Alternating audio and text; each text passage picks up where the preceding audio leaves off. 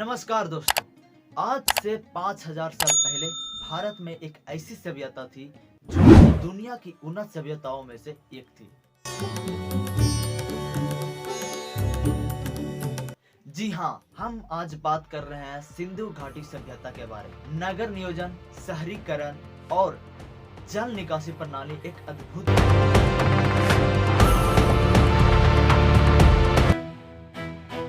आज से 5000 साल पहले ऐसे योजना बनाना एक विकसित देश को दर्शाता है।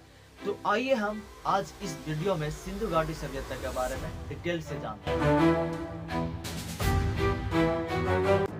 सिंधु घाटी सभ्यता, जिसे हम हड़प्पा सभ्यता भी कहते हैं, यह दुनिया की पुरानी सभ्यताओं में से एक थी। आज से लगभग 3000 साल पहले इस सभ्यता का विकसित हुआ था और 900 ईसाई पूर्व तक ये सभ्यता फली फूली।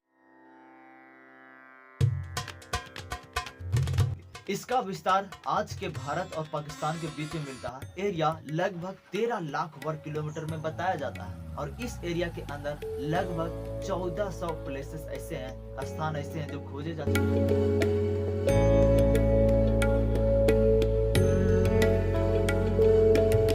इस सभ्यता के सबसे प्रसिद्ध शहर थे जैसे मोहनजोदड़ो। इसको हड़प्पा सभ्यता का राजधानी भी बोला जाता था।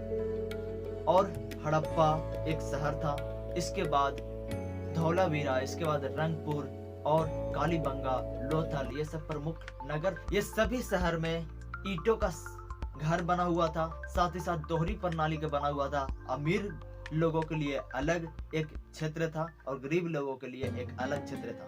और इस शहर में सड़कें जो होती थी 90 डिग्री पर क्रॉस करती थी। साथ ही साथ सभी के घर मेन गेट से ना होकर के एक कॉलोनी के थ्रू मेन सड़क में मिलता था। साथ ही साथ यहाँ के जो घर थे उनमें एक आंगन होता था, एक किचन होता था, एक बाथरूम होता था और एक ढाबा साथ में।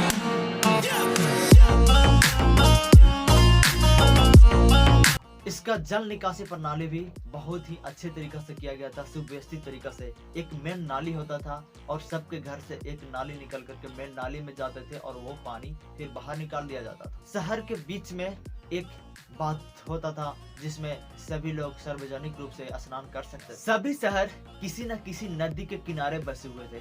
वो नदी सिंधु नदी के सहायक नदियां थे, इसीलिए इस सभ्यता का नाम सिंधु घाटी सभ्यता।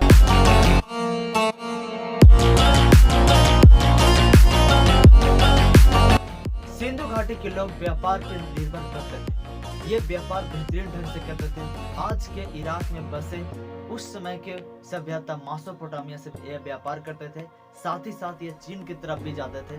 ये व्यापार के रूप में जो वस्तुएं यूज में करते थे वो होते थे सोने चांदी के आभूषण, मिट्टी के बर्तन जिसमें डिजाइन लगे हुए रहते थे, साथ ही साथ मोती जो बहुत ज्यादा।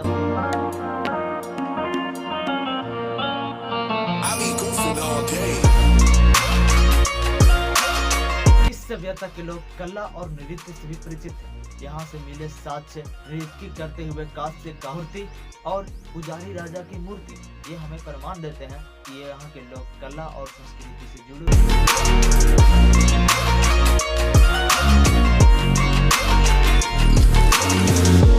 यहाँ के लोग पशुपालन पर भी निर्भर करते थे और कृषि पर भी निर्भर करते थे। ये हमें पता चलता है मातृ देवी की पूजा करते थे और साथ ही साथ पशुपति का पूजा करते थे। इससे हमें पता चलता है कि और पशुपालन पर भी विशेष ध्यान देते थे।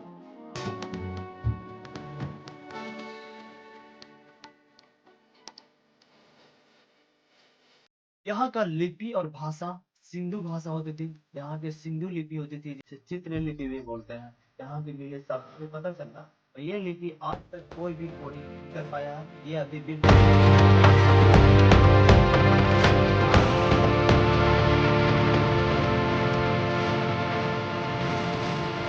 ऐसा बताया जाता है कि इसका पतन होने का रीजन ये हो सकता है कि आपदा आना, जैसे जलवायु परिवर्तन या नदी में बाढ़ आ जाना, या अपने ही घरों में किसी कारणवश झगड़ा करना और एक दूसरे से मार करके खत्म कर लेना, या किसी आतंक को फैलना। जिस तरह के रोग फैलते हैं उसी प्रकार से महामारी फैला होगा और सभी लोग यहाँ से बाहर निकल के चले गए।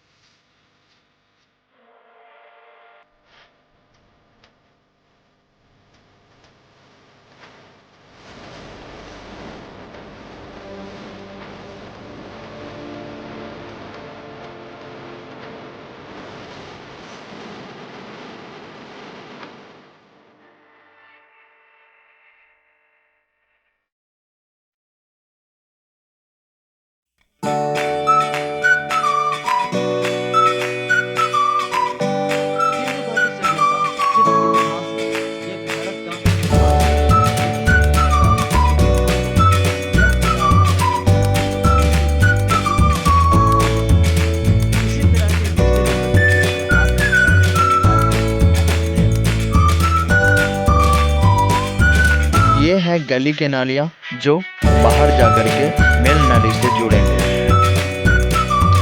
ये पूरा शहर का दिखाया गया है, मोहनजोदड़ो भी हो सकता है और हड़प्पा भी हो सकता है। यहाँ पे आप देख सकते हैं कि घर के अंदर एक आंगन साफ साफ दिखाई दे रहा है, साथ ही एक किचन बाथरूम भी दिखाई दे रहा है।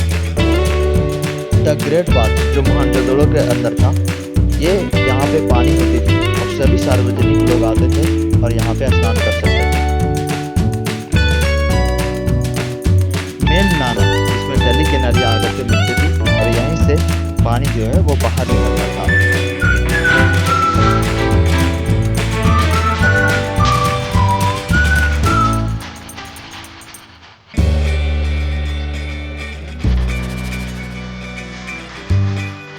इस शहर को देख सकते हैं, ये शहर मोहनजोदड़ो है। इसमें क्लीन रूप से दिख रहा है कि द ग्रेट बाथ कहाँ पे है और सड़कें कैसी होती थी और इस घर का जो नक्शा है वो किस प्रकार से था।